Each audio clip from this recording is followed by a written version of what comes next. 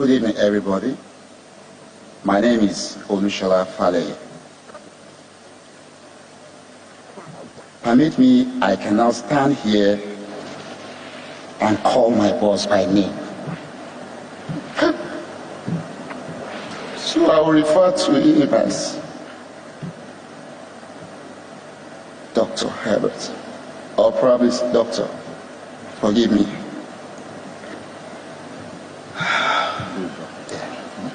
Thank you. So, yes, that's it.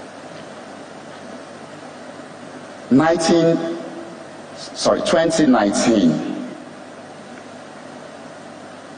or at the late part of 2018, it was a time for Access Bank to acquire Diamond Bank.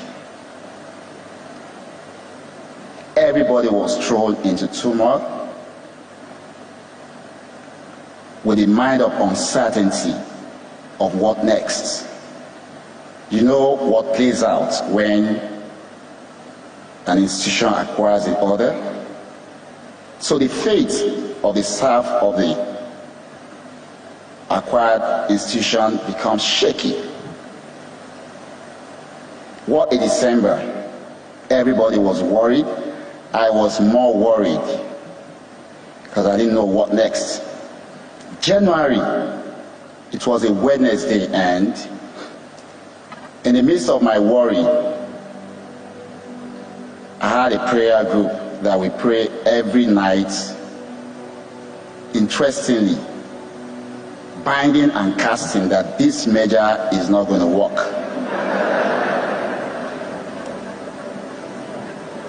And on Wednesday, that fateful day, my phone rang. And I heard, Dr. Herbert wants to see you. I was like, how? From where? And I had to go to Uzama's office, and I met him.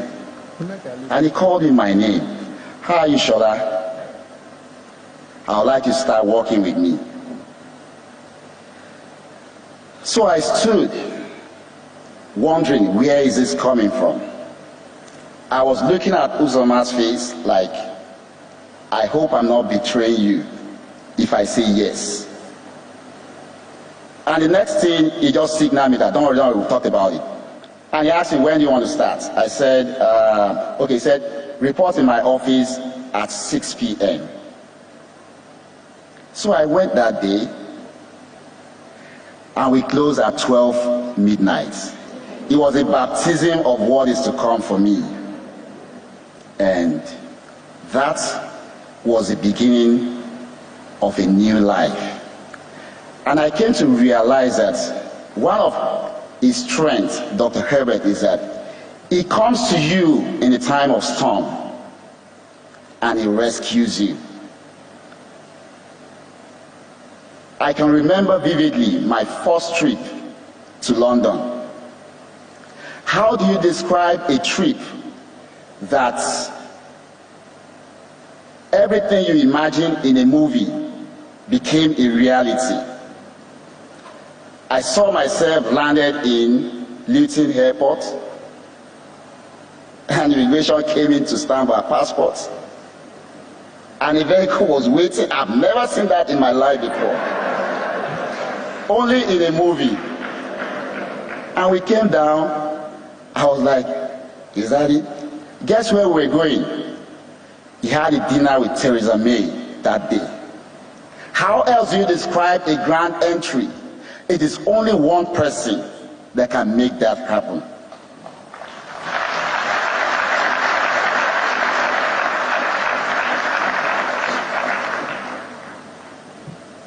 And so it was the beginning of our journey. One thing I've always learned in life is I am always committed to what I do.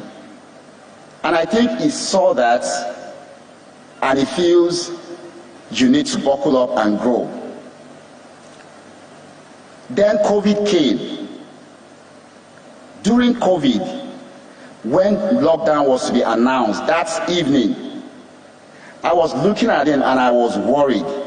I'm like, I cannot leave him at this kind of moment because my boss knows everything, but he struggles with technology.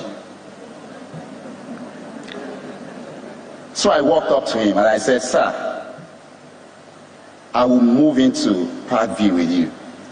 He said, how about your wife? I said, I will talk to her. Auntie Doreen was in London then. And that night that lockdown was announced, I moved into Parkview. So we were always together. I don't go home. He doesn't go to anywhere too, except when COVID started and sometimes we go to the office. But I make sure that we are always together. I make sure he has no problem whatsoever joining his meeting. And one night, around 3 a.m., I think Uchi was around then, and he said, Shola, tell me, whatever education, wherever in the world you want to have it, I will let you have it. I remember he enrolled in University of London for his law degree. I enrolled in same university for my master's in information technology. And we went through this journey together. We'll go to Mabea and read together. I just noticed that suddenly I became a son of the family. Tochi will always come to me for advice. Chizzy cannot go to him without coming through me. And Sweet Mommy, like I call Auntie Doreen, I had to mention this because I remember one day in Cape Town, I called Grandma, that's her mom, that name, and she took offense that that's for me. So I refer to her as Sweet Mommy because she's ever sweet.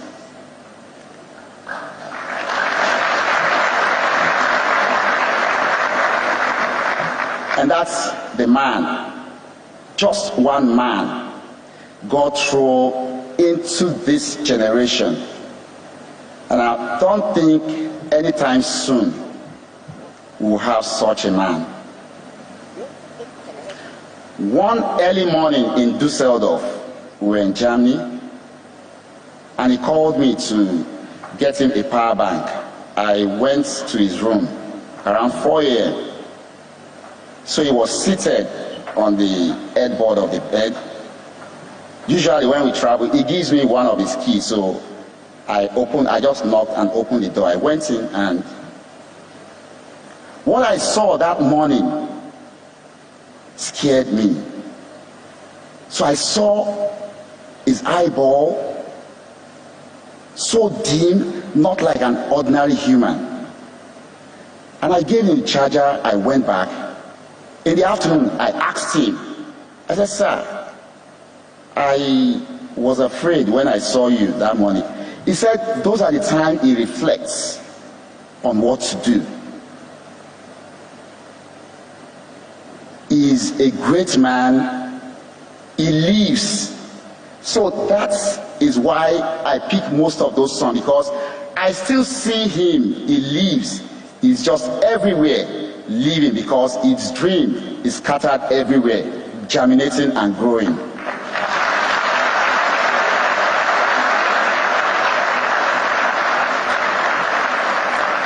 Now to our journey, our last journey. 5 of us embarked on that journey. I remember Mr. Bimbo chatted me and said he wants to come with us. It was a Tuesday. And I told him, my boss' journey is not always straightforward. Sometimes you can get in the air and divert somewhere else.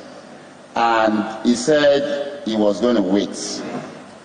I said he was still going to Abuja that day, and maybe we'll be leaving later in the midnight, and he said he was going to wait.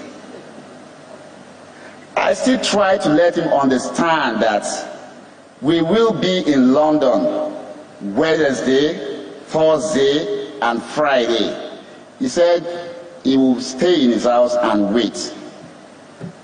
I really don't know why I was trying to convince him not. I don't know, And we all went on the journey. We got to London. I remember on Friday, after my boss's board meeting in Access UK, he already told me to call Tiny, one of his business partners, to come from Lisbon to have a meeting. He had that meeting. He wasn't satisfied. He said, ride with me. When Dr. Herbert tells you ride with me, it is all meeting. So they rode from Access UK to the house because we needed to park. We parked, and we're all rushing to go to the airport. We got to the airport in Luton and ordered. It was a sweet journey. It was a sweet journey. 11 hours. We flew from London to Palm Springs. I remember in the middle of the air, I walked up to him. I said, sir, how comfortable are you flying chopper at night? I've never done it before. And he said a word. He said, this is America. They have navigation system for flying chopper at night. And I went back to my seat. And we landed. Everybody was filled with joy that we're finally almost there.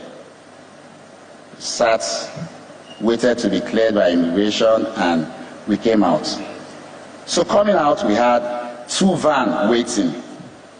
One was to take us to go board the chopper. The other was to take our luggage because they cannot go on the chopper. Throughout my year of working with him, I've always told myself that flying that way is not a luxury for me. I am on duty. And as they were loading the luggages, and this thought started playing in my mind that, okay, you will fly chopper, 1 hour you're there.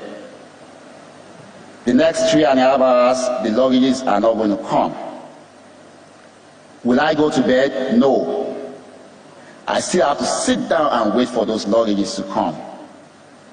And I'm like, so why not just go with the luggages and get there and deliver to him and others in the room? Like I said, I always reason in the line of duty. And I walked up to him. I said, sir, I think it's safer and will be secure for me to just ride and bring the luggage to you. He said, brilliant idea.